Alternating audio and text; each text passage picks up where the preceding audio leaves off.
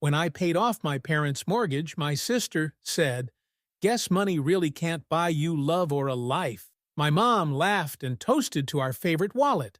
I just said, "Watch who you mock." 3 years later, they're desperate, we didn't mean it.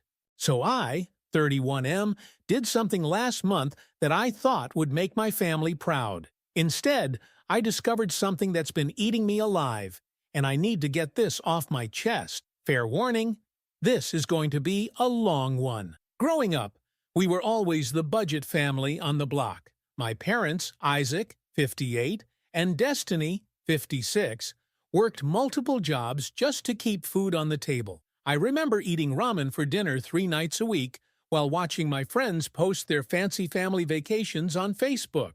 Our house was always one broken appliance away from financial disaster. I promised myself that if I ever made it, I'd help them. Fast forward through busting my ass through college, first one in my family BTW, landing a killer job, and putting in 80-hour weeks for years. I finally hit that point where my bank account had more commas than my high school GPA had decimal points. Last year, I found out my parents were struggling with their mortgage payment. $277,000 still left on a 30-year loan, and with the interest rates, they were basically throwing money into a black hole. So I made a decision that, looking back, might be the dumbest financial move of my life. I paid it off, all of it, in one lump sum. And yes, for those keeping score at home, that's basically all my savings, plus liquidating some investment. But hey, they're my parents, right? What kind of son wouldn't help if he could? I decided to surprise them with the news during Sunday dinner. I even brought the mortgage papers with a big paid-in-full stamp in this fancy envelope. I was so excited I could barely sleep the night before. For once, I'd be the hero in my family story. My sister Rachel, 28, was there too. She's always been the creative one. You know, the type who starts a new passion project every 3 months and somehow never manages to actually make any money from it. But hey, who's counting? I am. I'm counting. Because guess who paid for her car after she totaled her last one? So there we were, sitting around the dinner table. Mom made her signature lasagna, the one she only makes for special occasions. I didn't know it then, but yeah, it really was a special occasion, just not the kind I was expecting. After dinner, I pulled out the envelope and told them I had some news. The look on their faces when I explained that their house was now 100% theirs. No bank, no mortgage, nothing. That should have been the highlight of my year. For exactly 47 seconds, it was perfect. Dad teared up. Mom covered her mouth in shock. Then Rachel just had to open her mouth. She laughed and said, "Guess money really can't buy you love or a life." That I was trying to buy my way into being the favorite child since I had nothing else going for me. I felt like someone had punched me in the stomach. But before I could even respond, my mom, my own mother, raised her wine glass and toasted to their favorite wallet. Their favorite wallet. Not son, not family member who sacrificed everything. Wallet. They all laughed, like it was some inside joke I wasn't part of. I just sat there, mentally calculating how many overtime hours I'd worked to make that payment happen, how many dates I'd canceled, how many nights I'd slept at my desk, all so they could laugh at me? I didn't flip the table. I didn't scream. I just looked at them and said they should watch who they mock. The evening went on like nothing happened. They kept talking about Rachel's plans for a destination wedding in Bali, with her boyfriend of 4 whole months, BTW. No one even mentioned the mortgage again. It was just expected. That night, I couldn't sleep. I started thinking about all the times they'd called me for financial help. Dad's fishing boat, Mom's kitchen renovation, Rachel's 3 different failed business ventures, the family vacation to Hawaii I couldn't even go on because I was working. At 3:27 a.m., I opened my laptop and created a spreadsheet. I documented every single penny I'd given them over the past 5 years. The total made me physically sick. Over the next few weeks, I noticed something. Every conversation somehow circled back to money. My money. Rachel needed help with a deposit for a gallery space. Mom thought they deserved a new car now that they didn't have a mortgage payment. Dad sent me links to vacation packages with the subject line, "Wouldn't this be a nice gift?" The mental scoreboard in my head kept ticking higher. I started recording our conversations on my phone, not for anything weird, just to make sure I wasn't going crazy. Spoiler alert, I wasn't. Then last Tuesday, I stopped by their house unannounced to drop off Dad's birthday present. I heard them through the kitchen window. Rachel and Mom were talking about how they could get me to fund this insane destination wedding she was planning. Mom suggested they make me the honorary best man, so I'd feel obligated to pay. Rachel laughed and said I'd probably write a check just to avoid having to give a speech, since I was so socially awkward anyway. I didn't knock. I just walked back to my car, birthday present still in hand. Do you know what it feels like when your whole worldview shifts? When the people you thought loved you unconditionally reveal themselves as financial predators? It's like the floor disappears and you're falling, but somehow you're still expected to stand up straight. That night, I created a new Excel file titled Family Ledger, Final Accounting. The balance was about to be settled, and they had no idea they were already overdrawn. I'm not a doormat, I'm not an ATM, and I'm about to show them exactly what happens when you bite the hand that feeds you. Part 2, coming soon. Trust me, you're going to want to grab some popcorn for this one. Update 1. Update to my previous post. For those asking if I'm doing okay, I'm better than okay. I'm thriving. Keep reading. After creating my family ledger spreadsheet, I developed what I like to call my financial extinction event plan, because dinosaurs thought they were at the top of the food chain too, right up until they weren't. Phase 1 began exactly 3 days after the mortgage dinner. Right on schedule, Rachel texted me about getting coffee to discuss some exciting news. Translation: she needed wedding money. I agreed to meet, but mentally moved her from the family category to financial parasite in my head. We met at that overpriced cafe she loves where they charge $8 for toast. She ordered the most expensive thing on the menu, of course, then launched into this elaborate Bali wedding fantasy. Beach ceremony, 50 guests, some exclusive villa rental. The whole time she's talking, I'm adding up numbers in my head. This was easily a $60,000 event she was describing. Then came the moment I was waiting for. She slid her phone across the table with a Pinterest board open. Asked what I thought of the venue. That's when I executed my first strategic strike. I explained I had just made a major investment and was completely cash poor. Wouldn't be liquid for at least 18 months. You should have seen her face. It was like I'd told a toddler Christmas was canceled. She backpedaled immediately, said she wasn't asking for money, lies, said I misunderstood, I didn't, but the damage was done. Strike 1. The next test came from Dad. He texted about a fishing boat he found on Marketplace. It's a steal at $22,000. He even included a winking emoji. A winking emoji, like we had some inside joke about me buying him expensive toys. I waited exactly 23 hours before responding. Just said I was considering investing in property overseas and needed to keep my assets accessible. He responded with a thumbs up. No, how are you? Or, that sounds exciting. Just the thumbs up. Strike 2. Mom was more subtle. She invited me to Sunday dinner again, mentioning they were thinking about remodeling the kitchen now that they had all this extra money from not having a mortgage payment. I declined the dinner, told her I was busy with work. In reality, I was home eating microwave ramen while documenting every single financial request they'd made in the past 5 years. Nothing says self-care like spreadsheet therapy. Am I right?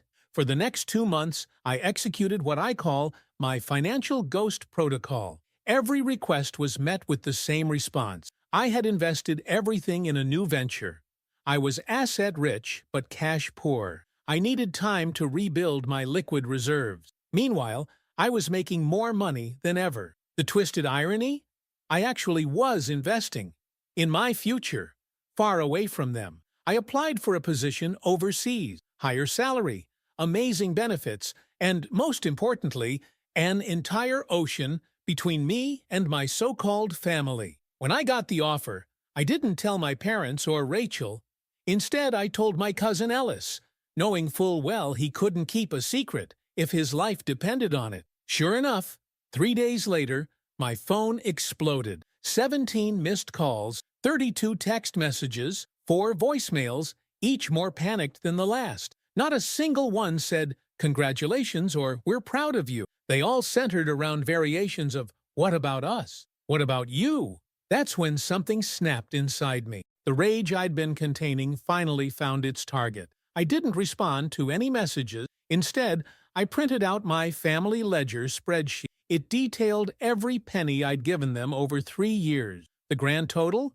$143,782. $143,782. I added inflation adjustment calculations just to twist the knife. I scheduled a family dinner at their house, told them I wanted to discuss my overseas move. They probably thought they could talk me out of it. I arrived to find them waiting with what I can only describe as financial ambush faces. Mom had made her special lasagna again. Spoiler alert, it's just regular lasagna with an extra layer of cheese. I found the recipe on the back of the pasta box once. As we sat down, Rachel immediately launched into her wedding crisis. Her fiancé Jackson was stressed about money.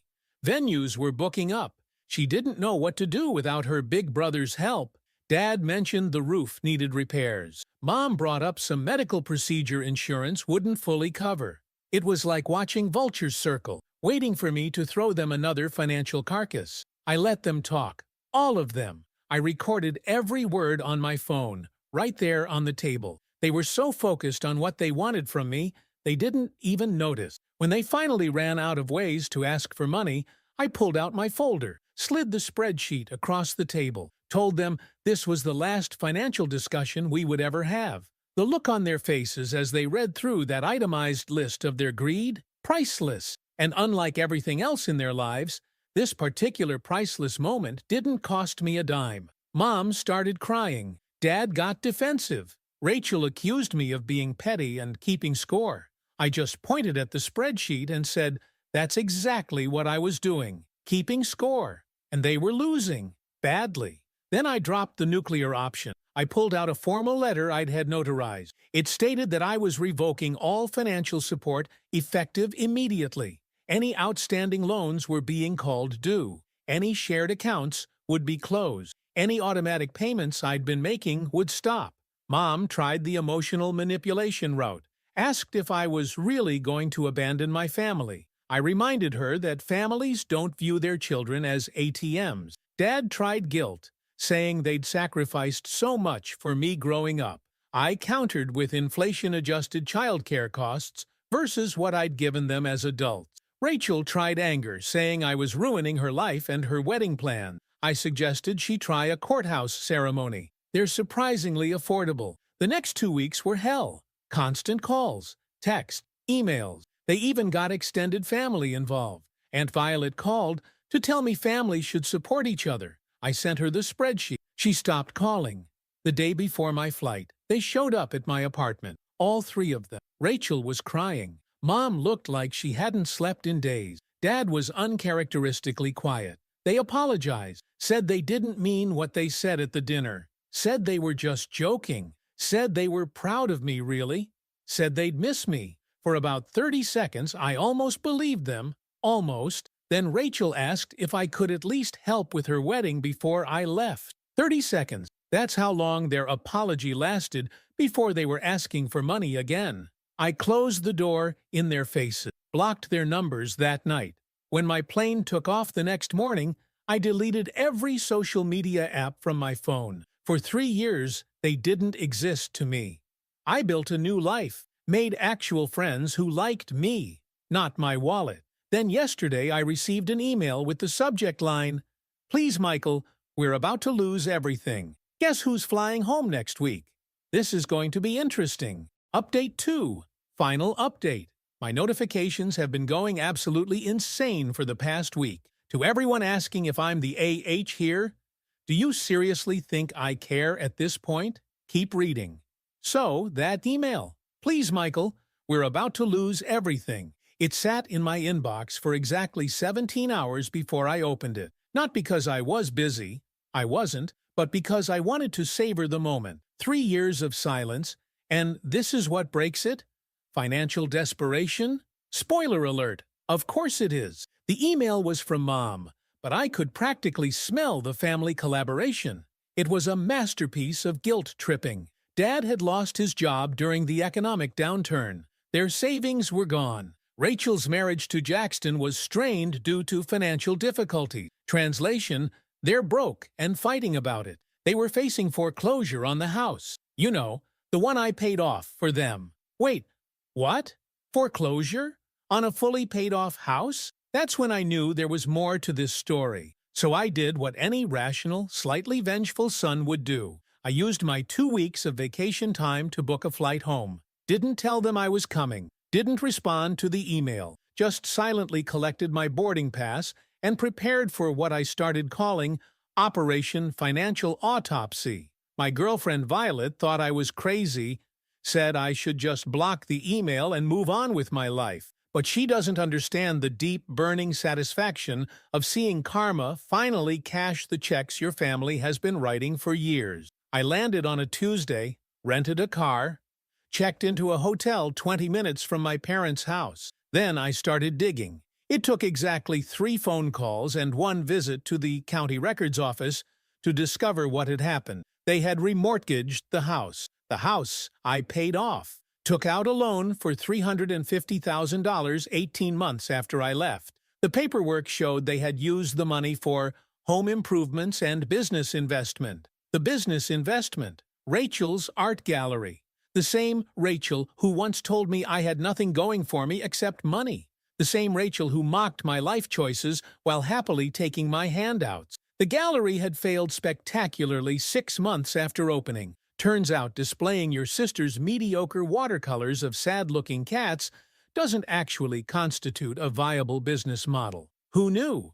As for the home improvements, a quick drive-by showed the house looked worse than when I'd left. Peeling paint, overgrown lawn, a gutter hanging off the side like a broken arm. For one brief moment, I almost felt sorry for them. Almost. Then I remembered the toast to our favorite wallet, and the pity evaporated like morning dew in a forest fire. I waited until Thursday to show up at their doorstep.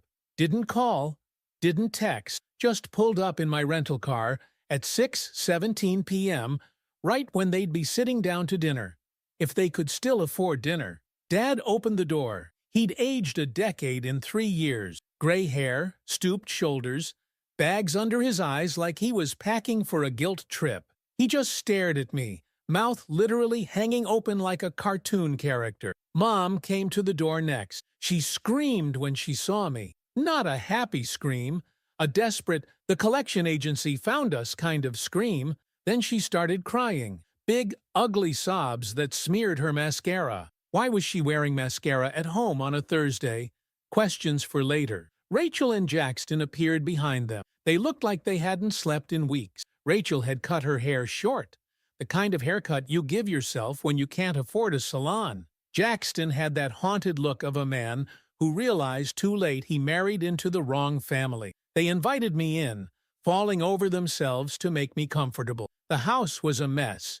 Moving boxes everywhere, half-empty shelves, a water stain on the ceiling that looked like the continental United States. Mom tried to make coffee, but the machine wasn't working. Dad kept apologizing for the state of the place. Rachel sat silently, picking at her nails until they bled. They all started talking at once. The economy had hit their town hard. Dad's company had downsized. Rachel's gallery had timing issues. They'd remortgaged the house to invest in her business because art was booming online, and she was really going to make it big on Instagram. They just needed a little help, just a small loan to get back on their feet. They didn't mean what they said before. They were just jealous of my success. They were proud of me, really. I let them talk. For 47 minutes, I let them spill every excuse, every justification, every desperate plea. I recorded it all on my phone, right there on the coffee table. They were so focused on convincing me they didn't even notice. When they finally ran out of words, I opened my laptop.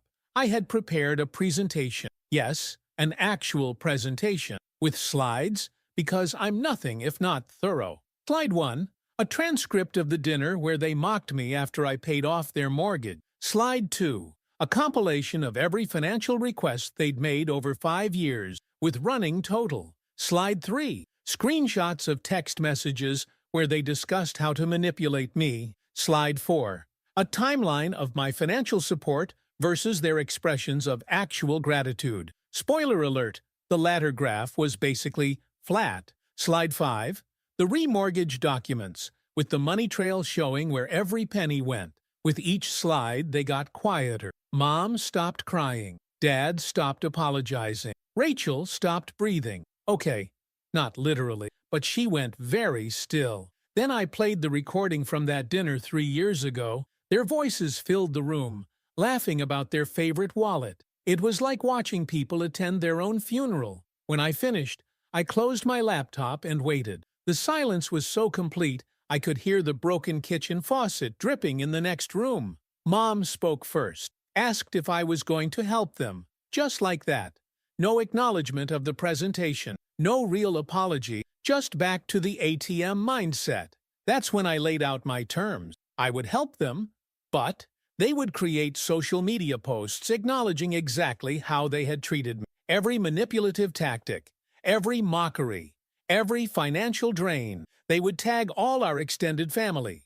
They would keep the posts up for 1 year. They would attend financial counseling sessions, which I would pay for, but they would have to submit weekly progress reports to me. They would provide me with a detailed accounting of every dollar they spent moving forward. No purchases over $100 without my approval. They would attend weekly video calls where they would be required to articulate what they had learned about financial responsibility and family respect. Any violation of these terms would result in immediate termination of support. Rachel started crying again. Dad looked like he might throw up.